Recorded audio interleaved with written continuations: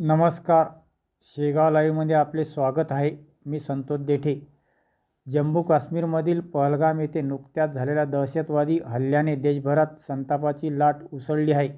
या भ्याड हल्ल्यात 28 निष्पाप पर्यटकांचा बळी गेला असून अनेक जण गंभीर जखमी झाले आहेत. या पार्श्वभूमीवर उभाटा गटाच्या जयश्रीताई शेळके यांच्या नेतृत्वात बुलढाणा येथे काळी फीत बांधून तीव्र निषेध व्यक्त करण्यात आला.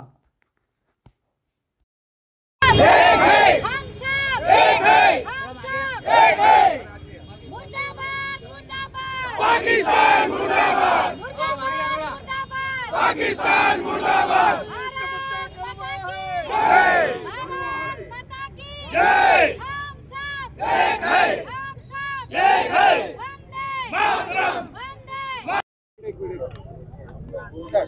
पहलगाम येथे झालेल्या भ्याड दहशतवादी हल्ल्यामध्ये या देशातील जवळपास 28 नागरिकांचा दुर्दैवी मृत्यू झालाय. 6 पर्यटक त्यातले हे महाराष्ट्रातील होते. सर्वप्रथम या भ्याड हल्ल्याचा आम्ही शिवसेना पक्षाच्या वतीने जाहीर निषेध या ठिकाणी करतो आणि या सगळ्या मृत पावलेल्या नागरिकांप्रती संवेदना व्यक्त करतो, श्रद्धांजली व्यक्त करतो. जे या देशामध्ये घडलंय, जो काही भ्याड हल्ला झालाय तो अतिशय वाईट झालाय. हे अतिशय वाईट झालेलं आहे आणि यामध्ये सगळ्या देशाच्या सोबत आम्ही पक्ष म्हणून आहोत.